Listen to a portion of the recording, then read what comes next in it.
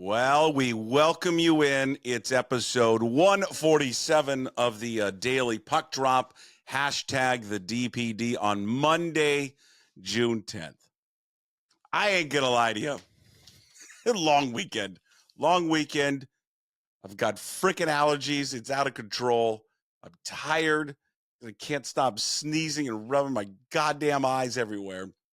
So, hey, with that, welcome in on a Monday edition here of the Daily Puck Drop. We do it every single day. We drop new episodes 10 a.m. Monday through Friday. And then, of course, we've got our regular guests that join us on 1 o'clock, that we release them there at 1 o'clock. We still, at some point, are going to do the live show to see how that goes, to see if you guys have an appetite for this being live. We'll do it eventually, I promise. Just trying to pick a good day to do it. But as always, if you are watching, thank you so much for watching there on YouTube. Of course, always like and subscribe. Leave comments below. We appreciate it. Any and all comments, good or bad, it does not matter. I try to respond to all of you, even the ones that tell me to piss off. And God, I love you guys too. Doesn't matter. Or gal. It could be guy or gal. When I say guys, I mean both. All right. All right. Daily Puck Drop. What do we got? Mariners. Well, that was, I want to say, a rude awakening of a series, but a series that just kind of showed you, hey, man, Kansas City's a damn good baseball team. Like, really good. And they will not go away. And they just keep coming and coming and coming at you. That didn't sound good, did it? Yeah. If I were at the old place, that would have just been turned into a soundbite. And you know what? I'll make fun of myself. I'll turn it into my own soundbite, and we can play it over and over again. But yes, they do still keep coming at you nonstop, do the Kansas City Royals. So we'll talk a little bit about that. Hey, The Athletic did a story of the MLB Players Poll. They do it every year where they anonymously sit there and they interview and poll a bunch of players. And most of the time, the players don't like to give a lot because they just feel like someone's going to leak all the information out. But there's some interesting stuff that came out of it. Some stuff on the Mariners, something on Julio that I think will spark, I think, a conversation when we have with Jim Duquette later today, and also Bill Kruger that we'll touch on. Seahawks minicamp gets underway gets underway to tomorrow. It's mandatory. I know you're supposed to love the NFL and the Seahawks and all things football, and I'm going to hear from somebody today that says, well, you shouldn't downplay the Seahawks and all that. I really just do not care for it, like all of it, until they get the training camp. Even when they get the training camp, I'm like, okay, they're just running around and practicing. They ain't doing anything. Can we just get to the games instead of the 24-hour news cycle of the NFL? But I understand it. It's kind of required. We do it. We do it every Thursday when we talk football with Garofolo and Rob Staten. I understand it. But like, people will go goo goo gaga over minicamp starting on Tuesday. Like, it will be like, they'll lead with it on the news, and it will be like the most read story on the Seattle Times. It's crazy. Like, people just lose their minds over minicamp. I don't know what's going to come out of minicamp this week. All right. Their linebackers still aren't healthy. Abe Lucas still isn't healthy. I don't know. That's about it. That's all I've got for you, really, for Seahawks mandatory minicamp. But will we update you tomorrow on mandatory minicamp? Yes. Yes, we will. Is everyone excited for the season? Yeah. But we still got time to get there. Okay, we're in baseball season right now. We'll touch on just an idiotic decision by the U.S. Olympic Committee, and I know this is a polarizing topic for a lot of you. I can already feel people saying, God, I don't want another Caitlin Clark story, but it's stupid. We'll touch on that. Is Dan Hurley going to take the Lakers job or not? Why do I feel this is the greatest, okay, pardon my French here, the greatest cock tease in the world? This whole Dan Hurley taking the Lakers gig. There's just something off about it. Like, who is so open and willing to talk about that? He's like doing everything to talk about this.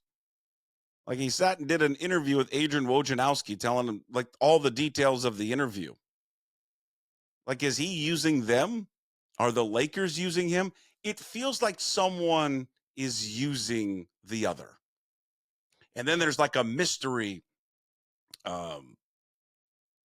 candidate that just has arrived. And apparently Jay Wright now, according to Mark Stein, who's been covering, I mean, Mark Stein's been covering the NBA forever, but apparently Jay Wright's name has emerged. What happened to JJ Redick? We'll get into that one. We'll touch on the NBA Finals. The Mavs need to get it going, and one particular player needs to get it going. Hey, what the puck? An unbelievable story coming out of Sisters, Oregon that we'll touch on.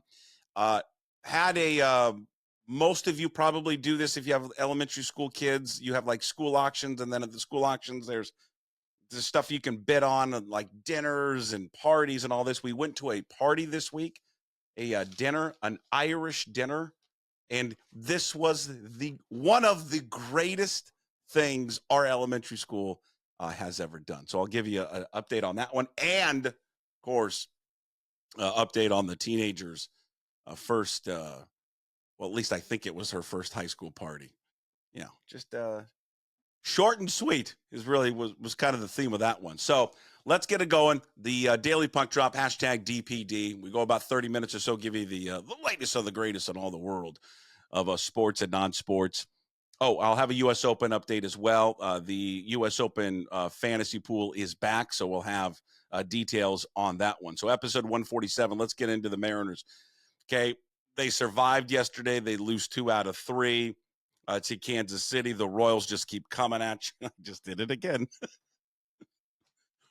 They keep attacking you, okay? I'm going to stop saying coming. They keep attacking you left and right, and they are relentless. And there was someone, who was it?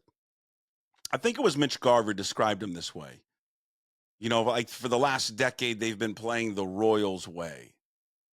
Wouldn't you like I want the Mariners to get to a point, because you hear this about it's just the Braves culture. I want the Mariners to get to a point where they say, hey, they play that's the Mariners way. Now, we can be smart asses and give our own opinion what the Mariner way is. But yeah, I want that organization to get there at some point where you talk about the culture of Mariners baseball. And they have it on the pitching side for sure. Didn't really show itself in the first 2 games. Showed itself yesterday. I thought Logan Gilbert was great, right? I mean, Logan Gilbert was sensational yesterday. But yeah, the Royals way. I mean, they've been doing it for a long time. All those guys that they used to have, that obviously their roster has been turned over now. That young wave of talent, right, that got to the World Series. I mean, Salvi's the only one that's still remaining, from that team. Now they've switched gears to a whole new different brand of young players. Bobby Witt's just insane. I can't remember which, it was Friday or Saturday. I think it was Friday, the triple. I mean, just the guy is unbelievable how hard he plays.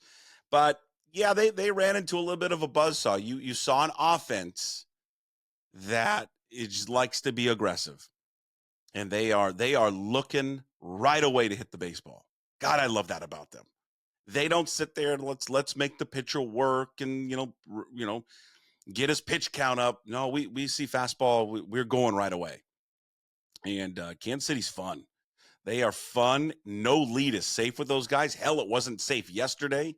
Yeah, how many times did you think you won the damn game? And but man, that they are going to make, if they do meet in the playoffs.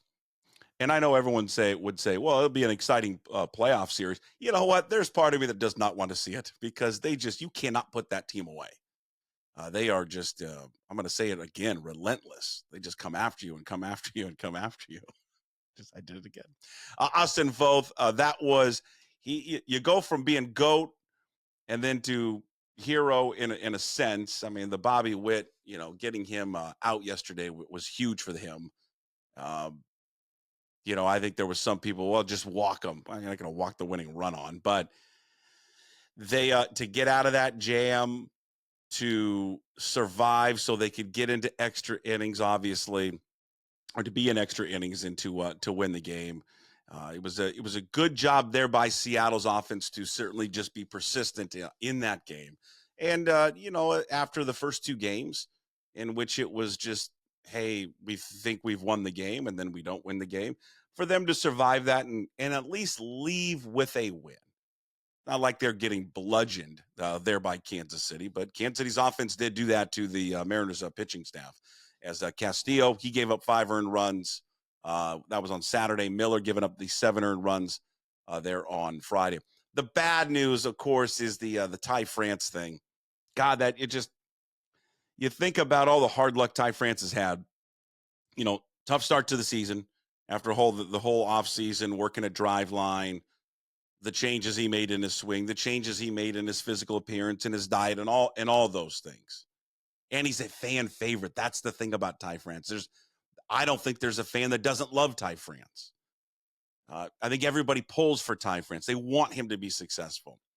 And so when you start to see him, turn it around a little bit, especially in the last month, you're like, all right, here we go. This is the Ty France that we remember from a few years ago. Because the slide for Ty is, it's been a while. It hasn't been a few weeks, few months, last half of the season. I mean, we're going on, a year and a half, maybe more of his poor play. Fractured heel, so who knows how long he's going to be out for. So instead of kind of piecemealing it together, they said, screw it, rip the Band-Aid off. We're calling up Tyler Locklear. So they bring up Tyler Locklear, the kid that was AA Arkansas, put up some good numbers, goes to Tacoma. Not even there that long in Tacoma. A highly regarded prospect with the Mariners organization, top 10 kid. I want to say number 7 or 8, I think, in the M system. Known for his offensive skill set, not really known for his defense, but got old man Perry Hill there to help him out. Remember, Ty France was not a first baseman. Ty France was a second baseman, second baseman with the Padres, then moves over to first. So, Perry Hill, can make wonders out of these guys. There's a lot of help. They say that his defense has improved a lot even since spring training, but they all acknowledge this is the area in which he needs to get better at. God, he made that great play yesterday on just a terrific play there by Ryan Bliss. We'll get to Bliss with Kruger later. Ryan Bliss has been amazing defensively. And I'm not sure he was really known for his defense. But he made some plays in this series, showing off his speed and athleticism and getting the ball out of his glove quickly. I think it was Saturday on a quick double play. He made a nice barehanded play. He just made a series of great defensive plays in this series against Kansas City. One of the things I kind of took away from that series with the Royals was just how well he played. Specifically, Ryan Bliss played. And I just want to see more of him. I want to see consistently more of Ryan Bliss play and just see what he's got. Don't really know the situation with Polanco. I mean, I know he's there and should be getting closer to coming back. But, yeah, I just think Ryan Bliss get a little bit more comfortable, has an infectious style about him and kind of that big smile that is constantly playing with and fast. And I mean, I don't think he had this great reputation of defense, but he looked perfectly fine to me this weekend. That one play I was talking about where he flipped it to Locklear yesterday, and Locklear had to reach out and grab it. It was a fine play there by Tyler Locklear. It should not prevent them from going out and getting Vlad Guerrero if he's available, though, by the way, which, again, we'll talk to Kruger about that and also Jim Duquette. Does the injury to Ty France now make them more open to trading for someone like Vlad Guerrero? Or let's say there's another first, let's say it's Pete Alonso. Again, I don't think they're doing anything with Pete Alonso because of the contract situation with Alonso. I just don't think that they are unwilling to part with prospects like Ford, like Young, or Emerson for someone that they certainly can't guarantee that they can even re-sign him. Guerrero, maybe you stomach it more with Vlad Guerrero because of, hey, you got him under contract at least for one more year, and then you give him a big-time deal. Likelihood of him signing that deal, probably slim to none. And again, said it on Friday, just repeat it again today because I like to repeat stuff. I'm a repeater, okay? It is the one thing when you think about making that deal, which would cause you to kind of pause. Because do you think this ownership would give him a, contract that would justify trading the pieces that you're going to trade, right? And Emerson, who is banged up right now anyways. Colt Emerson, let's say it's Young, let's say it's Harry Ford. But if Divish is right, and Divish has maintained this a long time, he just thinks that his prediction is they will trade Harry Ford at the deadline, that it's going to happen. That they view Cal as their catcher. They'll find another catcher eventually. Here's a piece with Harry Ford. He's their most viable piece, and that they will move on from him. But again, Locklear yesterday, really cool, comes up. I love the fact that he was hacking right away. He was just going after it right away, swinging at everything. Ends up with what should have been the game-winning RBI double. Great hustle by Haniger, by the way, at first base to squirrel away from there. But solid hit by Locklear, and really cool for him. Must be really awesome to collect your first major league hit, and then it's an extra base hit. It's not a cheapie. Me smoke that. Hell, he was pretty close, wasn't it? Earlier in the game, the ball hit to left field. Am I remembering that correctly? I was listening to the game as I was driving down south for my old college buddy's kid graduation party to Vancouver, Washington. Shout out to Gavin Poffenroth, by the way. Okay, if anybody knows Gavin Poffenroth, stud athlete, baseball player, Skyview High School, who was going to go play collegiately at Skagit Junior College up north. So if you want to see who could be the next number 1 overall pick in a few years, coming out of Skagit Junior College, Gavin Poffenroth. But we were down there, so I was listening to it. I think it was Locklear that almost missed a home run out there to left field, but the wind blew it back in. But again, cool to see him get his first hit. Bet M's under Summer really did not do well this weekend against the Royals. We lost all three. All three just got bludgeoned this weekend. So the record now falls to 18, 19, and 1 on the Bet M's Summer Under Tour continues. We got a 4-game series that starts tonight against the White Sox. If the under doesn't hit at every one of these games, then something is wrong. These are the 2 worst offenses in baseball in terms of scoring runs. You got Gilbert and Eric Fetty on the mound. I've never heard of Eric Fetty. Raise your hand if you've heard of Eric Fetty. No one has. Not even his parents. Total tonight is 7.5. Tomorrow is really cool tomorrow. Tomorrow's a cool game. Brian Wu will get the ball tomorrow for the White Sox against Drew Thorpe. And you're like, well, who the F is Drew Thorpe? Well, Drew Thorpe is going to be making his major league debut tomorrow for the Chicago White Sox. He was acquired in the trade with Dylan Cease and the San Diego Padres. You're like, cool. What's the catch? Well, the catch is this: Wu and Thorpe were teammates at Cal Poly. And so Thorpe will be making his major league debut against his former teammate at Cal Poly. Jesus, what's in the water at Cal Poly? So teammates there. So really cool story there, as you'll see Brian Wu and Drew Thorpe tomorrow on the pitching rubber over there at T-Mobile Park. I told you about this at the top, at the lead. The Athletic does this every year, an MLB players poll. They survey a bunch of players, anonymously.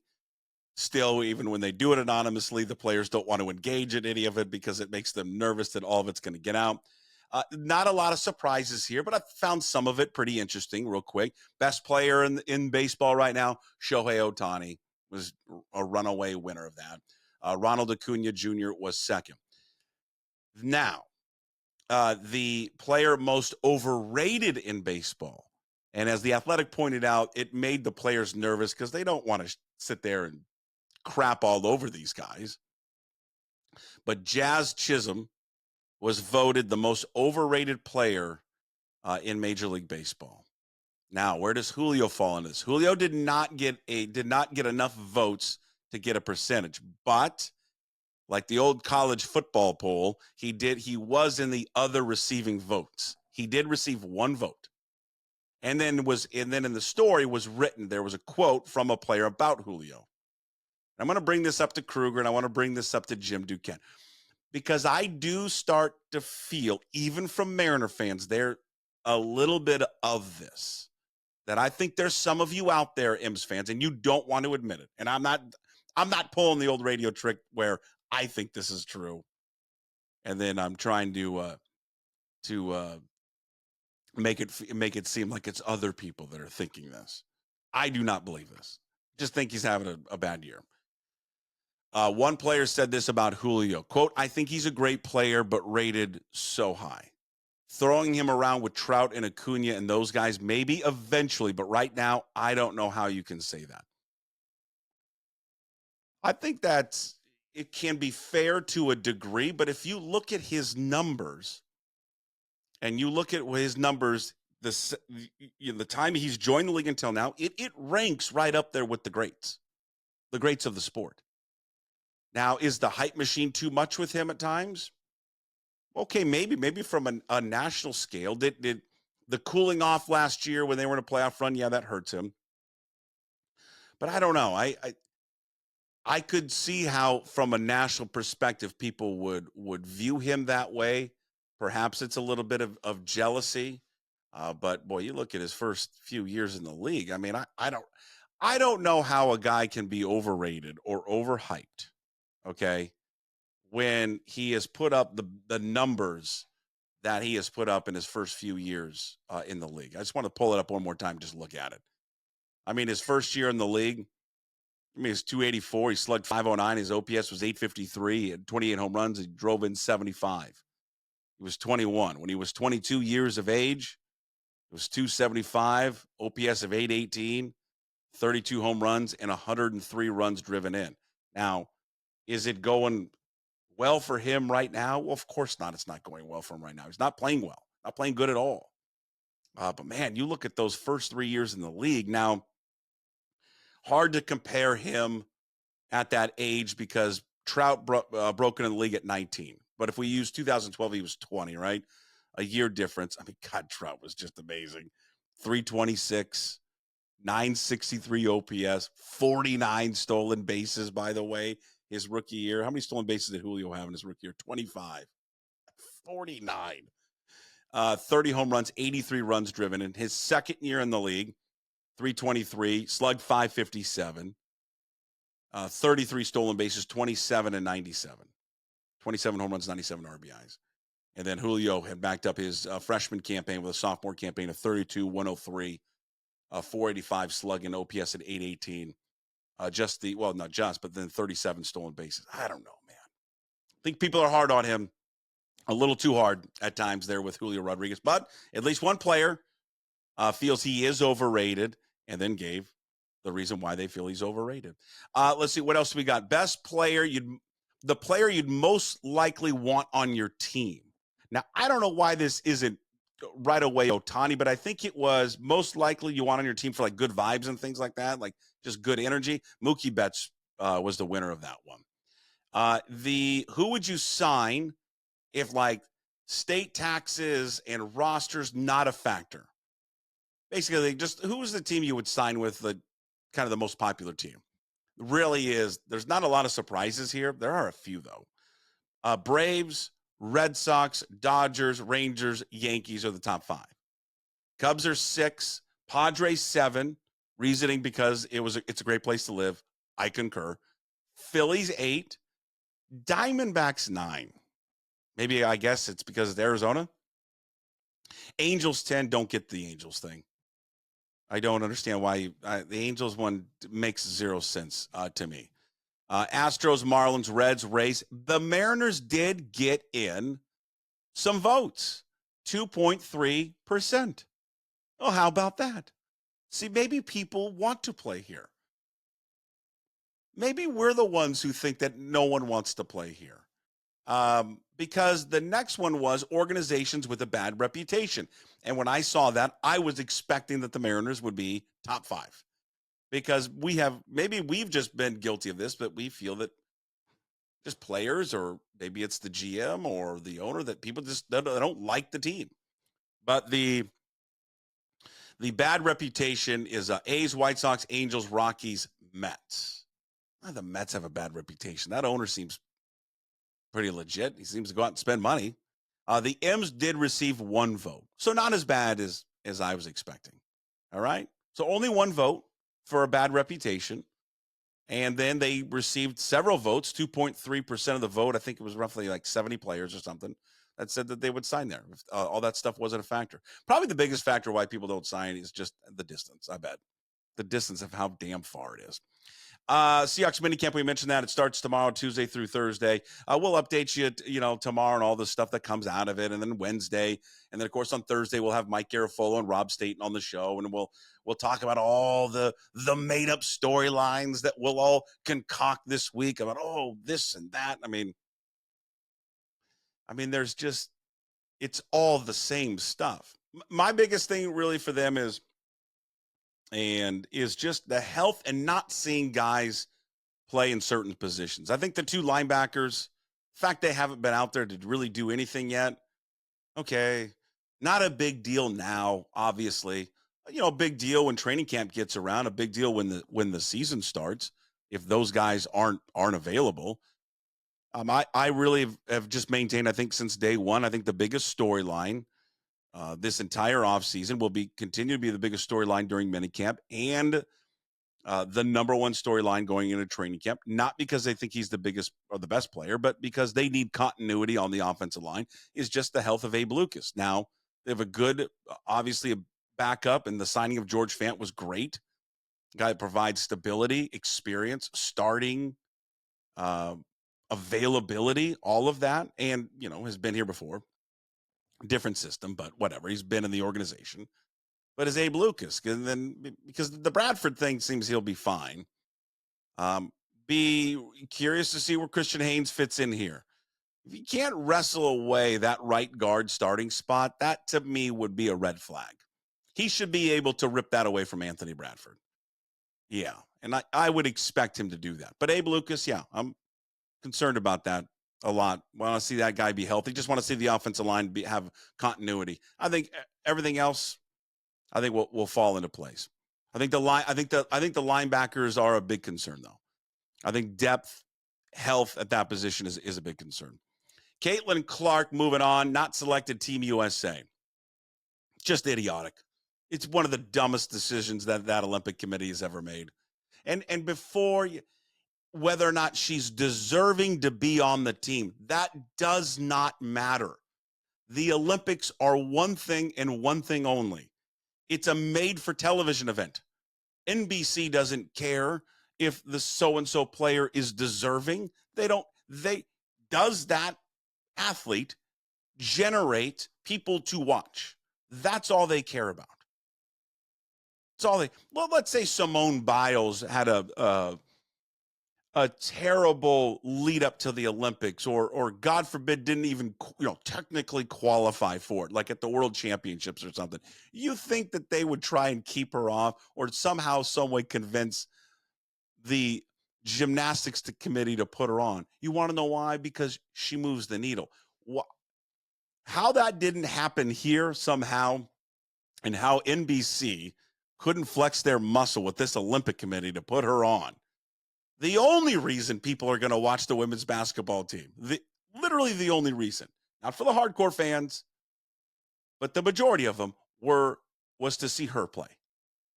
And for whatever reason, she's left off. I think it's that veteran crowd. It's led by Diana Taurasi. I guarantee it that Taurasi just did not want her on the team. And some of those veterans are like, nope, she hasn't earned her right to be on the team, hasn't paid her due. She couldn't go to the full workouts, by the way, or the camp, because the Iowa Hawkeyes were in the Final Four. I guess next time, move it. So whoever you could take from one of these college teams going to the pros could actually participate in all of it. She did go to the camp right away. I mean, the Final Four was over. She was in the camp the next day. But you can't tell me, what did they keep? 12 women, 13 women? She's not one of the best ones. Okay. If the one girl, the Kennedy gal, is right, that all she does is shoot threes, wouldn't that be good to have on your team with all the other players that you have on it? Players in the post, all these great players. She didn't have to be the number one player. She could just sit in the corner and you guys could drive and kick it out to her and she could shoot threes. She's the best. I mean, she got the best range in the league, the best shooter in the league. She wasn't selected because the veterans didn't want her on the team, because there is this massive form of jealousy when it comes to Caitlin Clark. Stupid. I won't watch a single one of these games for the women. I would have watched it if she were playing. That's just me. And there's a lot of other people out there like me that would have watched it if she were playing. If she's not playing, if it's on, maybe I'll check it out. But no, I would have more checked it out if she were actually in there.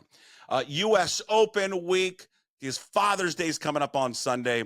Obviously, it's Scottie Scheffler's tournament to win. Our U.S. Open fantasy pool is back. We'll have all the details shortly up on the website. But real quickly, runmypools.com. That didn't sound great.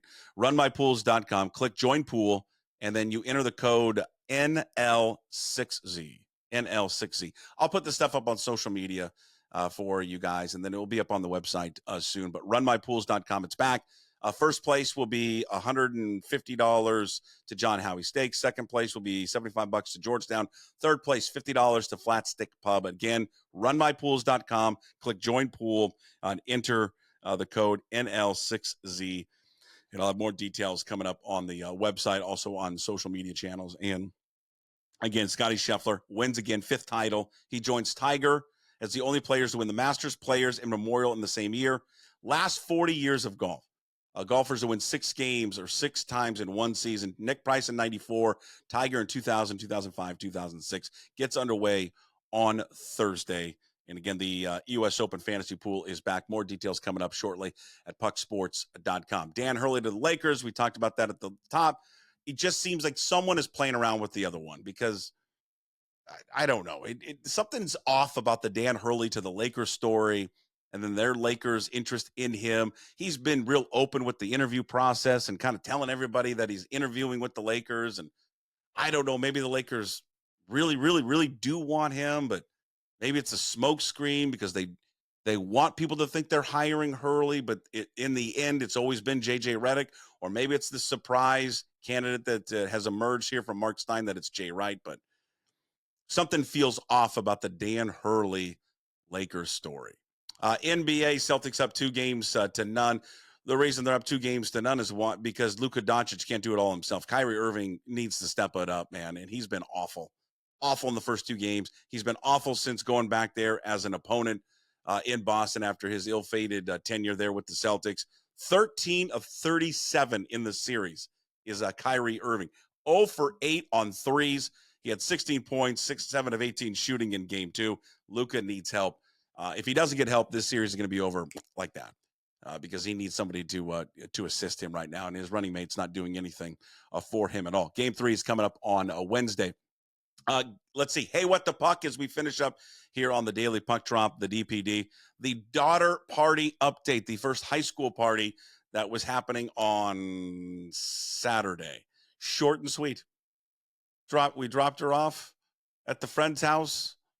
She was supposed to go over there like at 9:30. I get like a text at like, I don't know, it was like 10:25, 10:30. Yeah, we're leaving. We're out. Too crazy. Cops are apparently coming, noise complaints, and I'm tired. The quote was, I'm tired of helping all these girls out who have drank too much. So I'm out. I'm not, she's like, I'm no one's babysitter. Busting out. So that was the extent of the first 15-year-old teenage high school party. Hey, good for her. You know, she says, I took I think she had 1 sip of her Truly, and that was it. At least that's what she says. That actually could be a lie. You never know. There is unbelievable video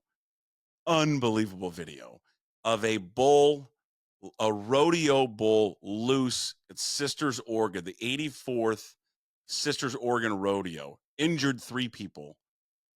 There's video of the incident of the bull jumping over the fence and then damn near mauling someone. I put it up on the blog page at pucksports.com if you haven't seen it. Go check out the video on pucksports.com. It's unbelievable. You see a bull running at you.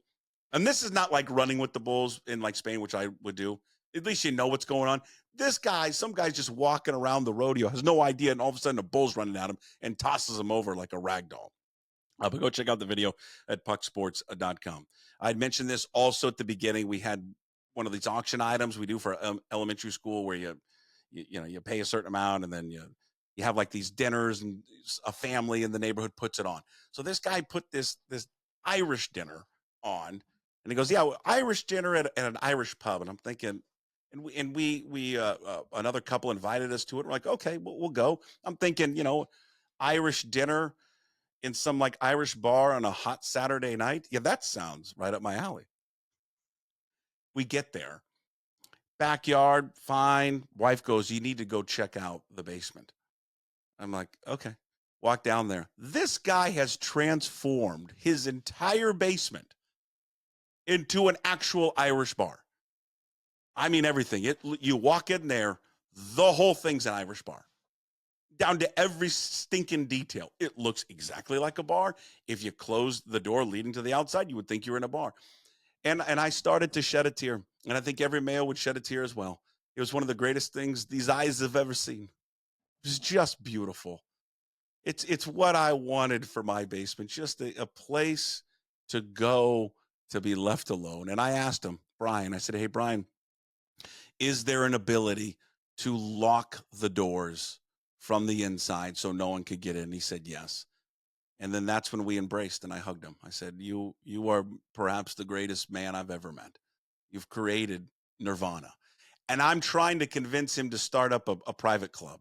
We pay a certain amount every month, whatever it is. It's a social club, and we get to go there whenever we want. There has to be hours, but we get to go there. There can be a knock or a key code.